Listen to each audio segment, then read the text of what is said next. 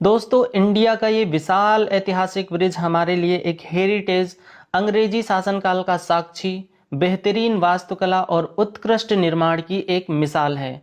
ये एक ब्रिटिश कालीन ब्रिज है जिसकी पहचान आज भी वैश्विक स्तर पर है। इसे देखने के लिए न सिर्फ देश के लोग आते हैं बल्कि विदेशी लोग भी इसे देखने के लिए आते हैं। इस हिस्टोरिकल ब्रिज को 16 जनवरी सन 1892 को अमेरिका में कैलिफोर्निया से प्रकाशित अखबार पैसिफिक रूरल प्रेस ने मुख्य पृष्ठ पर छपे लेख में इसे सिंचाई के लिए एक महान योजना और इंजीनियरिंग का एक बेजोड़ उदाहरण बताया था। आर्किटेक्ट की भाषा में इस तरह के ब्रिज को एक्वेडक्ट कहते हैं। ये ब्रिज कहाँ पर स्थित है, इसे कब बनाया गया, इसे बनाने में कितना समय लगा, ये पुल कितना पुराना है, इसके इंजीनियर कौन थे, ये सब आपको हम बताएंगे। ये पुल आर्किटेक्ट का बेहतरीन उदाहरण इसलिए भी है क्योंकि इस पुल के जरिए ही नदी के ऊपर से नहर बहती है। आपने देखा होगा कि ज़्यादातर पुल ऐसे हैं जिनके नीचे से नदी और नहरें निकली हुई हैं, क्योंकि नदी और नहरों को पार करने के लिए ही इनके ऊपर पुलों का निर्माण किया जाता है। लेकिन अंग्रेजों ने इस पुल को इस तरह से डिजाइन किया कि उस समय सिंचाई करने के उद्देश्य से और यातायात के उद्देश्य से एक विशाल नहर इस पुल के नीचे से नहीं बल्कि इस पुल के ऊपर से निकलती है।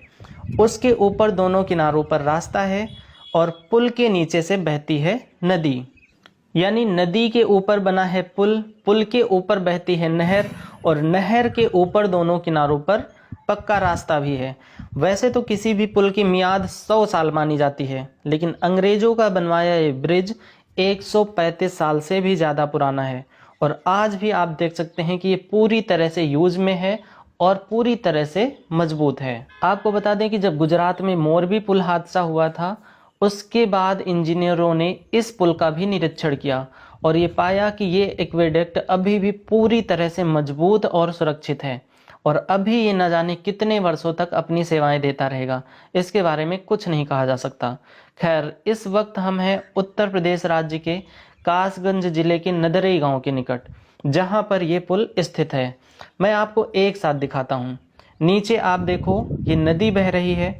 इस नदी का नाम है काली नदी और पुल के ऊपर से ये नहर बह रही है। इसका नाम है गंगा नहर। नहर के दोनों किनारों पर रास्ता है।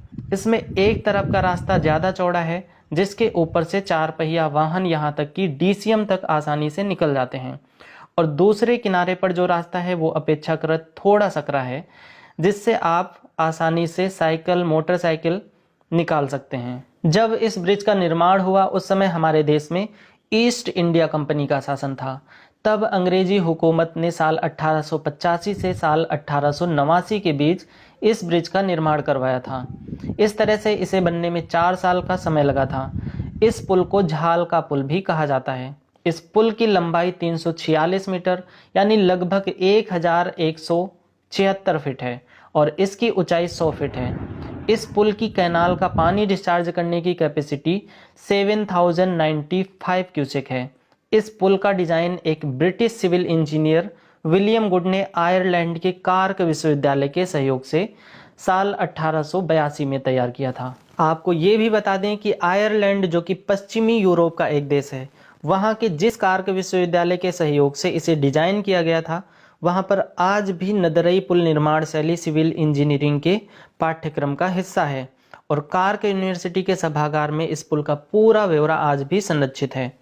इस यूनिवर्सिटी के सिविल इंजीनियरिंग के स्टूडेंट आज भी शैक्षिक भ्रमण पर इस शानदार पुल को देखने और इसका अध्ययन करने के लिए आते हैं। आप देख सकते हैं कि ये पूरा पुल पक्की ईंटों से निर्मित है। आपको बता दें कि इसे बनाने में कहीं पर भी सरिये का उपयोग नहीं किया गया है। इसकी एक एक ईंट बहुत ही मजबूत है। भले ही ये अंग्रेजों की कोई हवेली नहीं है, ये एक पुल ही है, लेकिन आप देख सकते हैं कि इसका निर्माण बहुत ही उत्कृष्ट और बहुत ही ज़बरदस्त है। इसमें फिनिशिंग का बहुत ही ध्यान रखा गया है और आप देख सकते हैं कि हर जगह पर गजब की फिनिशिंग है। इसकी एक एक ईंट इतनी मजबूत है और इतनी मजबूती से जुड़ी हुई है कि अगर कोई भी ईंट निकाली जाए तो बहुत मुश्किल से टूट टूट कर ही निकलेगी। पुल के किनारे बने इन रास्तों पर जो ये आपको गड्ढे दिखाई दे रहे हैं, ये जो टूटी हुई ईंटें दिखाई दे रही हैं, इनमें रास्ते के दोनों किनारों पर सेफ्टी के लिए लोहे की मोटी ग्रिल होती थी जिसे चोर काट ले गए। इसमें ये जो बड़े बड़े टनल जैसे यानी कि सुरंग नुमा जो गड्ढे दिखाई दे रहे हैं, ये नहर के नीचे नीचे यानी कि इस पुल के अंदर अंदर एक ओर से दूसरी ओर तक जाते हैं, लेकिन दूसरी तरफ से ये बंद हैं। आप देख सकते हैं कि इनके दोनों किनारों पर कुछ इस तरह से कोठीनुमा स्ट्रक्चर बने हुए हैं। इन कोठीनुमा स्ट्रक्चर की जो स्लैब है वो भी ईंटों से ही निर्मित है और कहीं पर भी सरिये का इस्तेमाल नहीं हुआ है। इनके अंदर नीचे उतरने के लिए भी जगह है, लेकिन लोगों ने अंदर बहुत गंदगी मचा रखी है। पूरे पुल की एक एक ईंट बहुत ही बेहतरीन तरीके से लगाई गई है। इस पुल के ऊपर ये जो गंगा नहर बह रही है, ये हरिद्वार से आती है। हरिद्वार से गंगा नदी से ही निकली हुई है और ये बहुत गहरी है। इस नहर के पानी का बहाव आप देख सकते हैं कितना तेज है। इस नहर का निर्माण ब्रिटिश इंजीनियर सर प्रोबी थॉमस कॉटली की देखरेख और उनके नेतृत्व में इस तरह से किया गया था कि ये नहर न सिर्फ सिंचाई के लिए बल्कि यातायात के लिए भी उपयोगी हो। आपको ये जानकर के हैरानी होगी कि सन 1930 तक इस नहर में बड़ी बड़ी नावें चला करती थी, जो कि यातायात के साधन के रूप में चलाई जाती थी। इस नहर की लंबाई 560 किलोमीटर है। आप देख सकते हैं कि इस पुल को बेहतरीन खूबसूरत लुक और मजबूती देने के लिए इसमें कहीं कहीं पर इस तरह से स्टोन का भी प्रयोग किया गया है। पुल के इस हिस्से को आप देख सकते हैं, इसमें लीकेज की वजह से ये पानी आ रहा है। कई और जगहों पर भी इसी तरह से धीरे धीरे पानी का रिसाव है। इस पुल की लंबाई और इसके स्ट्रक्चर को देखकर पता लगता है कि किसी ज़माने में ये काली नदी काफ़ी ज़्यादा विस्तृत क्षेत्र में बहती होगी या इसमें बाढ़ भी आती रही होगी। लेकिन अब आप देख सकते हैं कि ये नदी जो है, ये काली नदी एक गंदे नाले में तब्दील हो चुकी है। ये पुल आज भी बेहद शानदार है। 135 साल से भी ज़्यादा पुराने इस पुल की वास्तुकला, बेहतरीन कारीगरी और इसका गुणवत्तापूर्ण निर्माण वाकई काबिले तारीफ़ है। ये पुल आसपास के लोगों के लिए तो एक पिकनिक स्पॉट की तरह है।